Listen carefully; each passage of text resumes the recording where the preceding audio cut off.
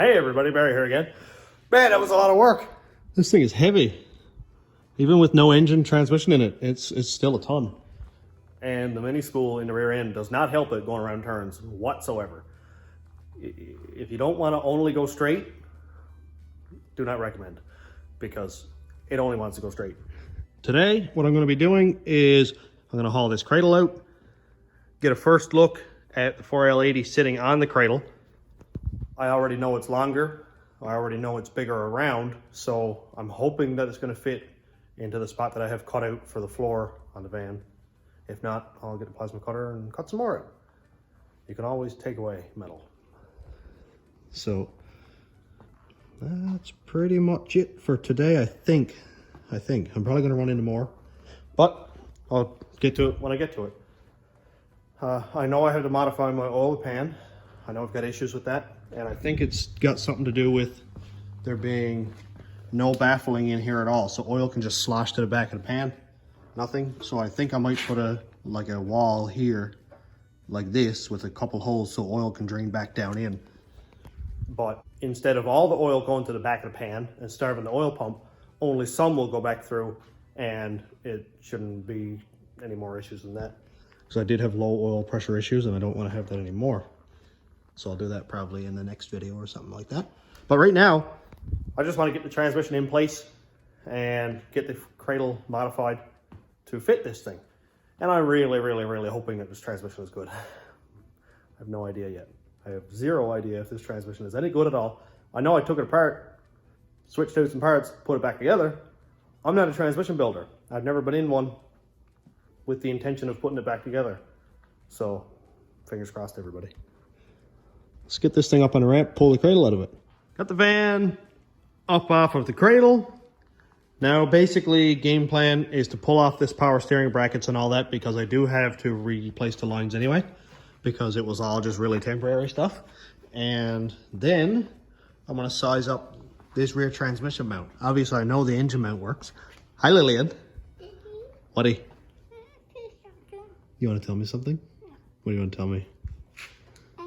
That you're really cute? Yeah. Hello, Chloe. Yeah? You're cute. So, what I'm going to do first is bolt on the transmission mount under here. See how far it extends past the mount here, and see if the pan is going to hit the cross member or not. And we'll go from there.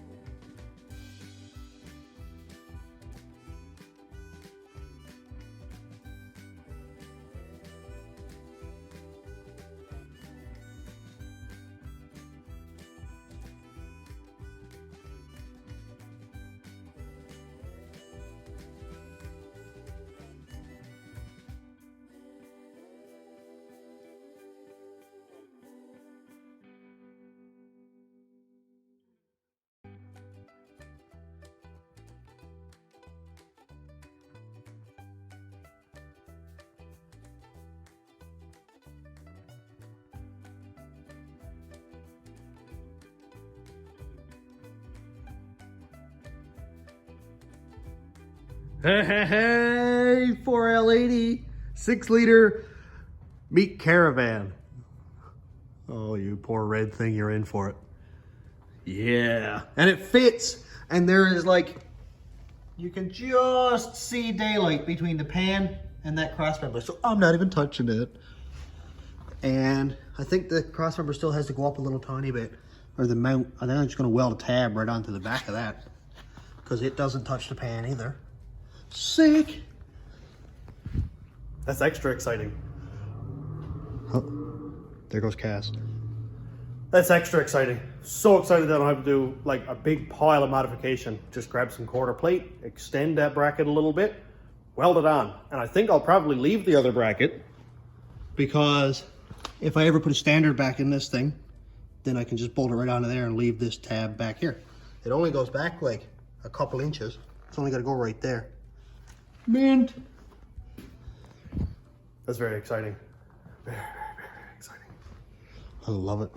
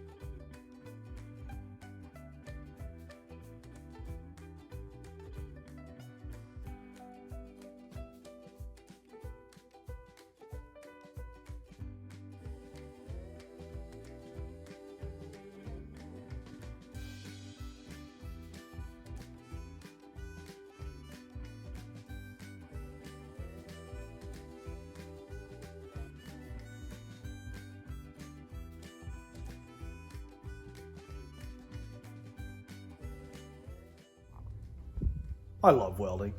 It's like my favorite activity.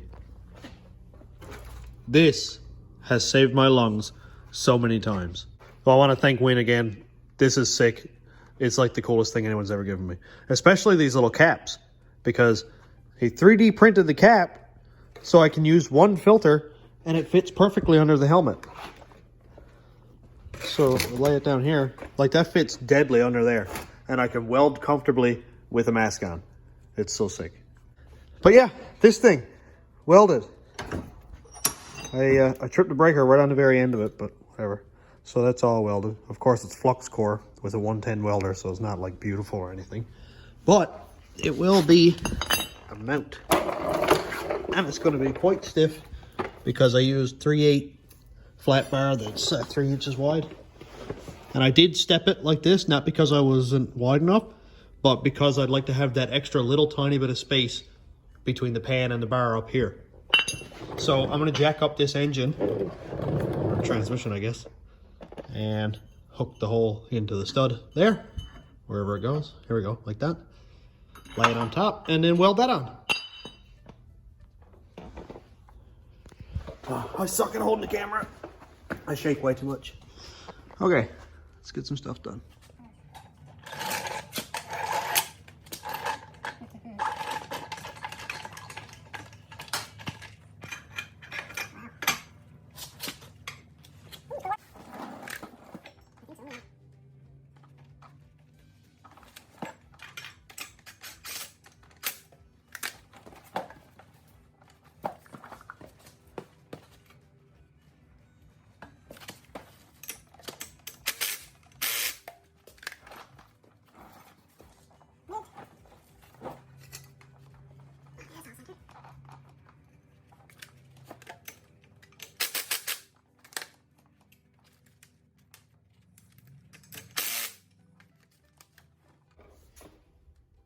I like it.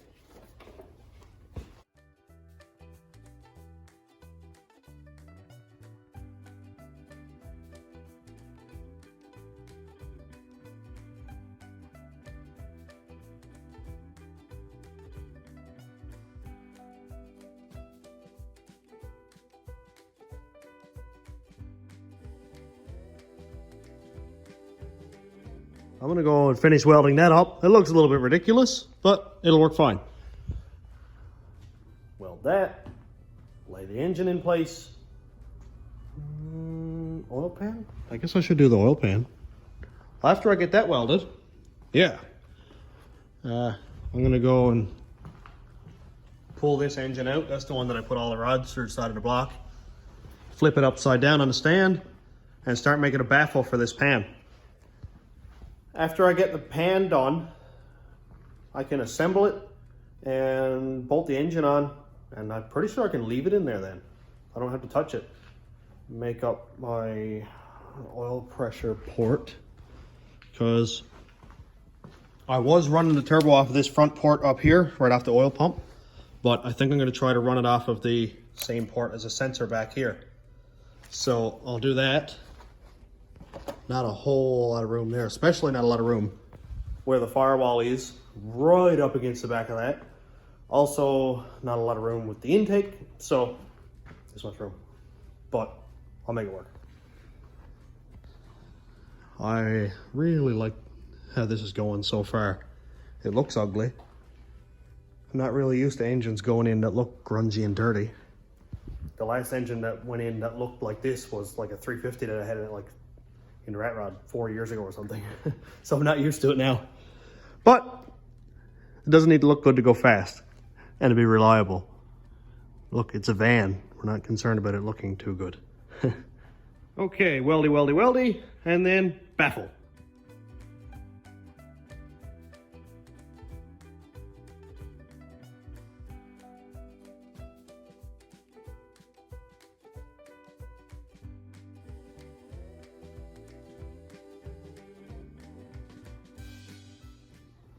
Before I get into this, I want to say thanks to all the new people who come by watching, subscribing, all that fun stuff. You're all awesome.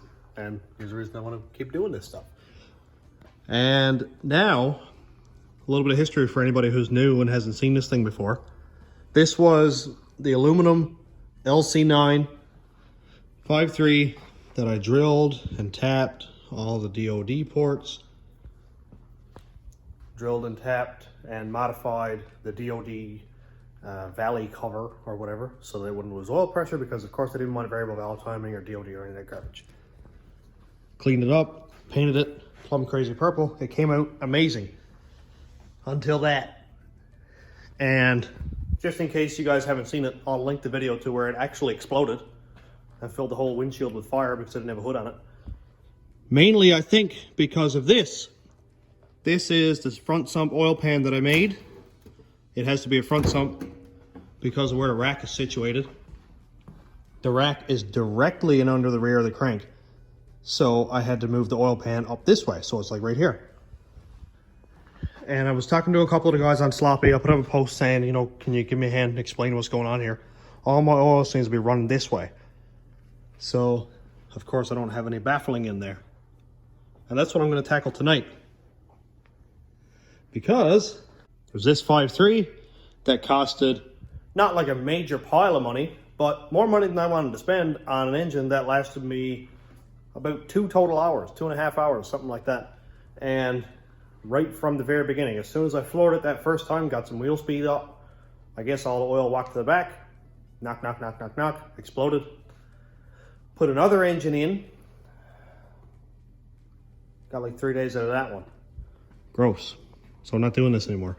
It spit that rod out through the block and piston, and took these two and threw those out the block and destroyed everything. There's still a connecting rod on the crank, except, well, that's not, but that side is. I thought maybe for a second that it was because I had the turbo feeding off the front of the block, but I don't really think that's my issue, actually. So everything's in there is destroyed. Pieces and parts went everywhere. I can't use any of this. That got beat up really, really nice. So that kind of killed me. It even cracked the block way back there.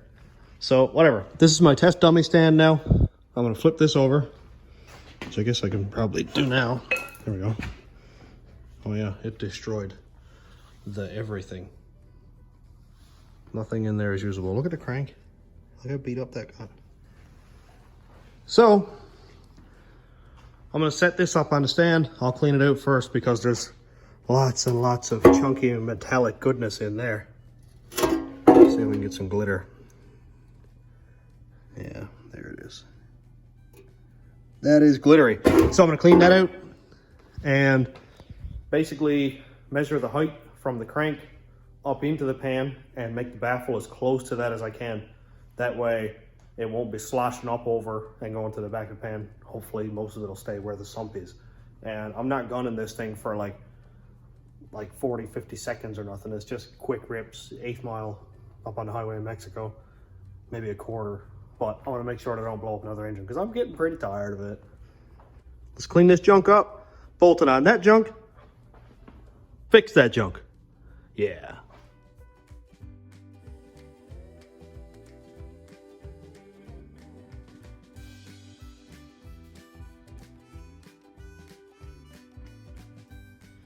Huh. Pan's all cleaned up. That looks better. So, front of the engine. This all looks really backwards because it's the front. Not used to that.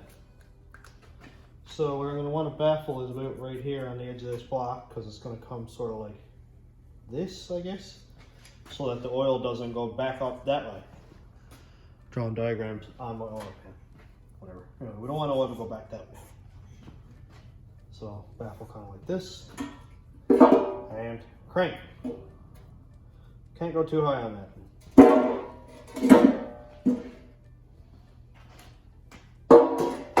So I guess this here is the highest that the crank is going to be, which is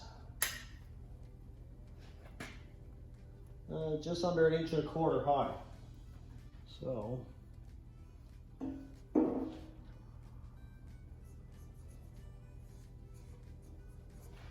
I suppose if I guess I should just stay 1.5 inches depth into the pan. That way I'm not going to be anywhere near touching this crank, but oil still won't go back that way. I think that'll work fine. Maybe put it on a bit of aggressive angle and stay away from this crank. I think that'll make it a lot safer for me. Plans. We're gonna have to try to envision this with cardboard because I don't have it cut out yet. But basically, we can see that the angle of the pan is like this. I had it jutted back like that so to try to keep some of the oil in the pan here. That was obviously a bad idea. So I don't want to have it up straight like this because that just wouldn't hold much oil and it would still sort of deflect back. So I want to have it angled the same direction as the pan,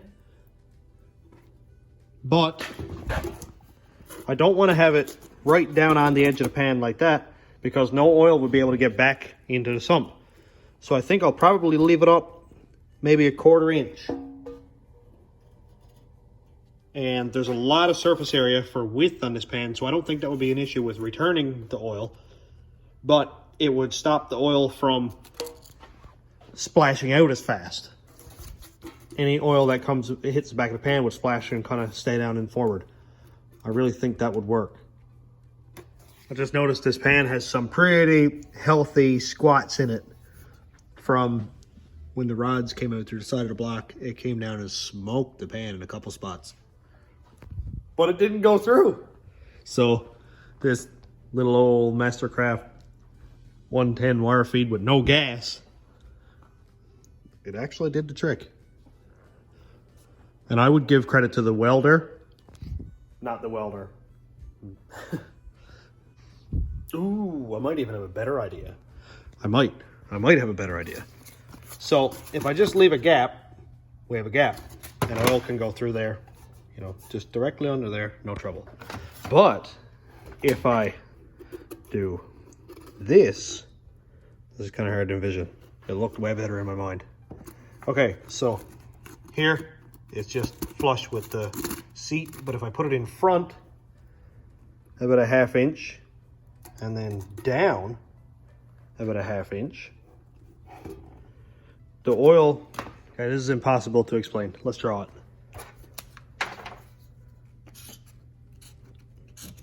Oh, this sucks. This marker is awful. Okay, oil pan. Get a resemblance? Yep. And then baffle.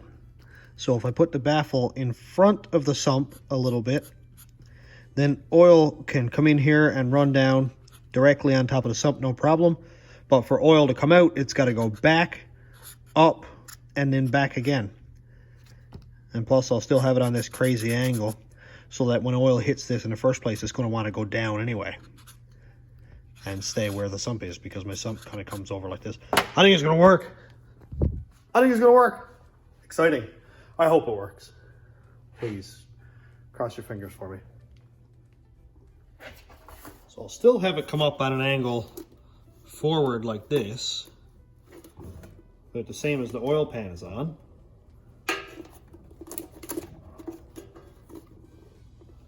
So I'll make my mark about right here, but I have to stay it down about 1.5 inches.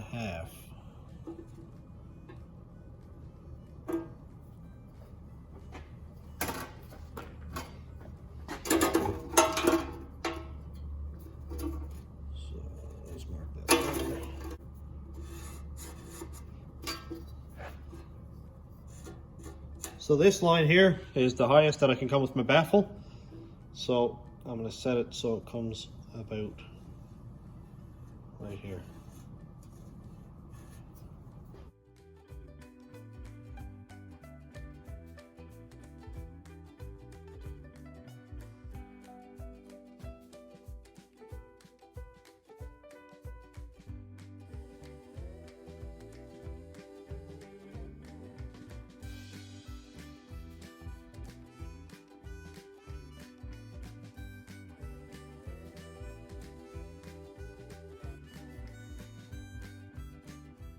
I know it was ugly, but it looks like it'll work.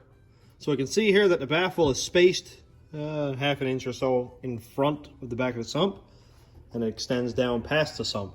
So now oil has to go in sort of an S shape in order to get to the back of the pan, but it can easily roll off the pan, fall straight down into the sump.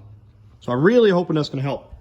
Another idea I have is to open up the actual suction port on the sump itself, which is this one here. A lot of fellas go and open this one up to the full width, because you can see that the screen doesn't come out right to the edge of this. It's more back here, crimped in.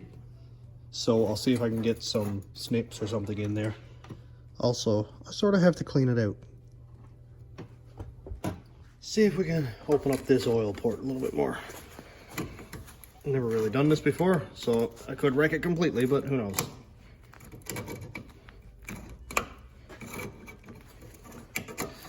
Looks better already.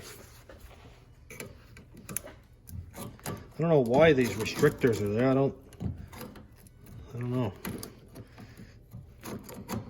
But we're gonna find out if they work or not. Because my sump is close to the pan, I'm gonna cut off this lip that's hanging off here now, and that'll just open it up a bunch.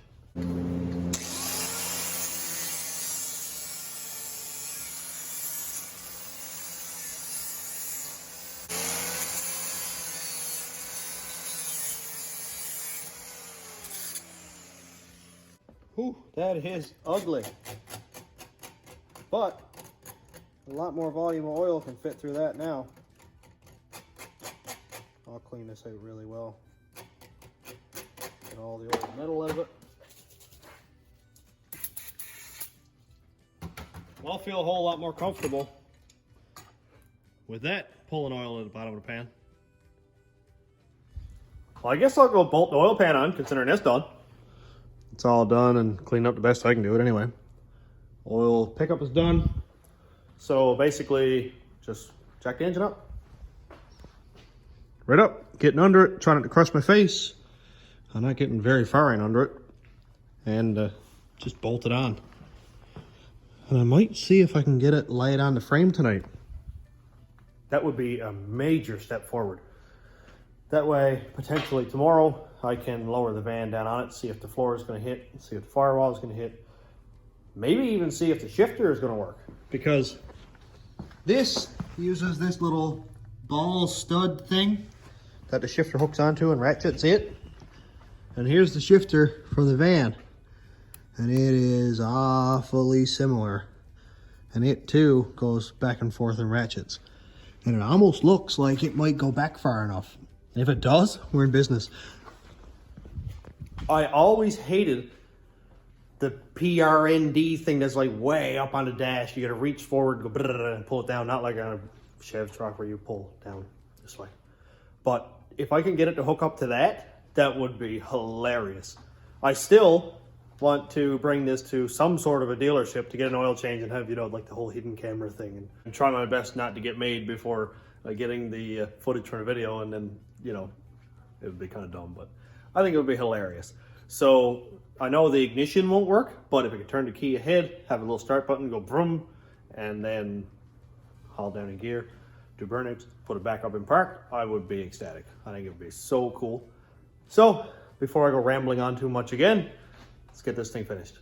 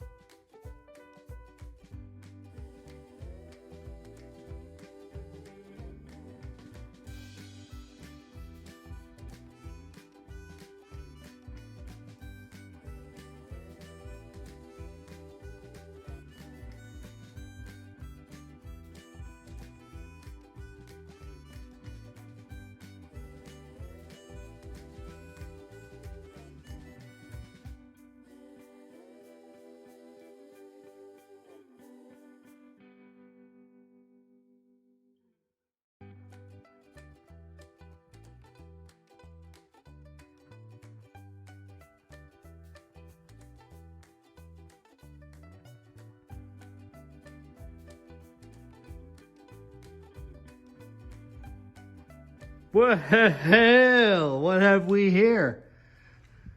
4L80 meets Caravan.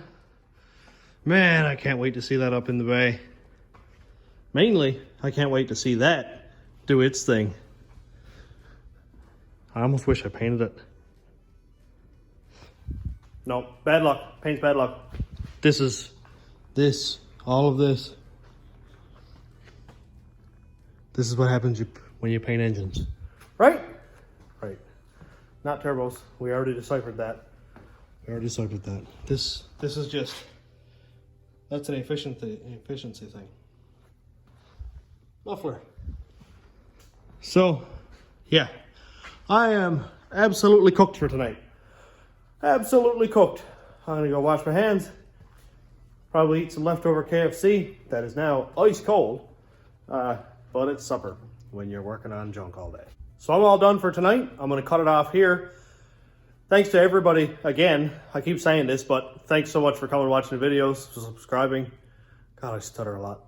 Subscribing and liking, sharing the videos. It's I appreciate it so much. It's awesome. And for anybody who's new, check back to some of the older videos. There's a lot of really cool stuff like engines exploding and blowing up other engines and burnouts and rat rod stuff, which I'm going to be getting back at really soon after this thing is done. After this is all done, ready to go on the road. It's funny because we got like a month left of non-snow, which around here means like 5 degrees and rain. And after that, this thing's going in my back garden with a tarp over it until spring because the roads are salted here. And I don't want to do all of this just for it to have holes in the rocker panels next spring when I take it out again. So that means I need another winter project. And just so happen to have a 57 Chev truck that I affectionately call the Rat Rod, for anybody who doesn't know it. I guess everybody else started calling it Rat Rod first and I just kind of gave in and that's its name now. So I'm going to be building some sort of a D-stroke 6-liter with a turbo, of course, 8.8 rear end of a Mustang, standard transmission. It's going to be a lot. It's going to be awesome. And hopefully maybe I'll be able to bring it up here and work on it over winter, depending on if my boss got his car in here or not. But either way, I'll do it home or here. But that's future plans, and this is today. So I'm going to finish it up here. Thanks for watching, everybody. Have a good night.